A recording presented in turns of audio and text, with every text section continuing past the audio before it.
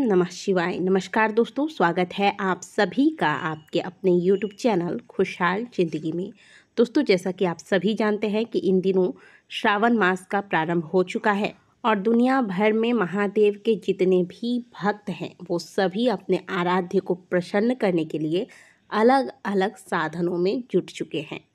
यदि आप भी महादेव की कृपा प्राप्त करना चाहते हैं, महादेव को प्रसन्न करना चाहते हैं, तो इस सावन जो कि बहुत ही विशेष है, इस बार सावन का महीना लगातार 2 महीनों तक रहेगा, क्योंकि सावन के बीच में अधिक मास की प्राप्ति हो रही है। इस वजह से हमें इस वर्ष श्रावण में कुल 8 सोमवार की प्राप्ति हो रही है। तो यह अवसर आपको हर बार नहीं मिलेगा। यदि आप एक छात्र हैं, बहुत मेहनत करने के बाद भी आपको सफलता नहीं मिल रही है, या फिर अगर आप किसी व्यापार से जुड़े हुए हैं और आपको व्यापार में घाटा सहना पड़ रहा है, व्यापार में वृद्धि नहीं हो रही है, या फिर यदि आपको नौकरी की तलाश है।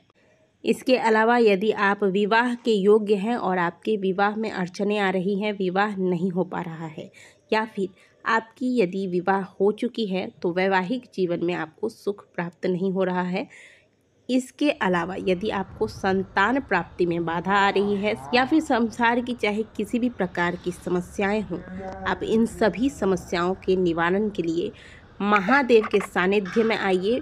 लगातार इन 2 महीनों तक आप महादेव के चरणों में उन्हें प्रसन्न करने के लिए जुट जाइए। सावन में प्रतिदिन, और अगर प्रतिदिन नहीं कर पाते हैं तो प्रत्येक सोमवार को महादेव की पूजा आराधना अवश्य करें। और पूजा में कुछ विशेष चीज़ें जिनका वर्णन स्वयं शिव महापुराण के अंतर्गत किया गया है। स्वयं महादेव शिव महापुराण के अंतर्गत कहते हैं कि जो भी व्यक्ति इन चीज़ों को मुझे समर्पित करता है, मैं उनके सभी कष्टों को दूर कर देता हूँ। तो साल 2023 में श्रावण का पहला सोमवार 10 जुलाई को पड़ रहा है, और इस दिन आप महादेव की पूजा में कुछ विशेष सामग्रियों को अवश्य शामिल कीजिएगा।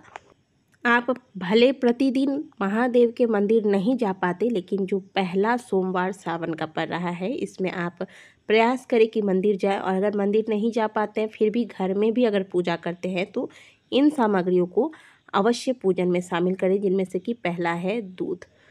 महादेव की पूजा में जो आप दूध लेंगे वह गाय का कच्चा दूध होना चाहिए, और गाय भी देसी गाय होनी चाहिए। जर्सी गाय की दूध से आपको अभिषेक नहीं करना है। दुग्ध अभिषेक करने से महादेव प्रसन्न होते हैं और मनोकामना पूरी होती है।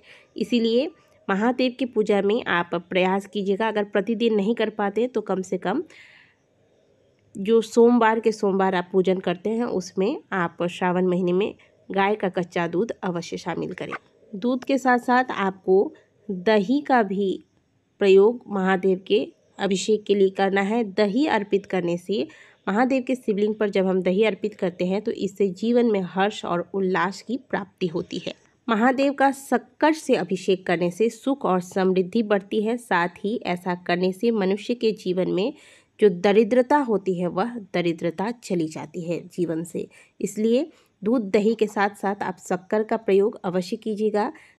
दूध दही शक्कर के साथ साथ आपको घी भी शामिल करना है। गाय का घी आप महादेव की पूजा में जब भी, देखिए ये मैं आपको सोमवार का विशेष करके बता रही हूँ। अगर प्रतिदिन नहीं कर सकते तो कम से कम प्रत्येक श्रावण में पड़ने वाले सोमवार को इन चीज़ों से आपको पूजन करनी है। साथ ही पूजा में घी और शहद को अवश्य शामिल कीजिएगा। तो ये 5 चीज़ें मिलाकर तो हो गई पंचामृत। अगर आप अलग अलग नहीं ले सकते तो एक साथ इन चीज़ों को मिलाकर पंचामृत तैयार कर लीजिए, और एक पात्र में करके आप महादेव के मंदिर ले जाइए। साथ में 1 लोटा जल आपको घर से भर के लेकर जाना है। इसमें आपको शुद्ध जल के साथ साथ गंगा जल मिलाकर फिर घर से ही यह जल भरकर आपको लेकर जाना है। पीला चंदन या फिर सफ़ेद चंदन या जो केसर चंदन होता है, इनमें से जो भी चंदन आपको मिल जाए रख लीजिएगा। भस्म रख लीजिएगा, और भस्म बनाने की विधि भी हमने आपको पहले बताई है। अगर आपके पास भस्म बनाया हुआ है तो वो ले लीजिए। अगर बाज़ार में आपको सही भस्म मिल जाता है तो वो ले लीजिएगा। काला तिल और सफ़ेद चावल के दाने यानी कि अक्षत, जो कि टूटे हुए ना हो, इन्हें चुनकर अलग करके रख लीजिएगा पहले से ही। पूरे श्रावण महीने जो कि चल जाए, इतनी अक्षत आप पहले से अलग रख लें जो कि टूटे हुए ना हो, ठीक है। साथ में बेलपत्री, कुछ और हो ना हो, बेलपत्री तो हमें अवश्य श्रावण महीने में महादेव को अर्पित करनी है। तो कम से कम 5 या 7 बेलपत्र लें और इन्हें आप अच्छे से धोकर इनमें चंदन का लेप करके इसके बाद यह बेलपत्र महादेव को अर्पित करें। अब जिनको बेलपत्र नहीं मिल पाता है वो महादेव के मंदिर में से चढ़ा हुआ बेलपत्र उठाकर इन्हें धोकर फिर इनमें सुंदर से चंदन का लेप करने के बाद भी इन्हें चढ़ा सकते हैं।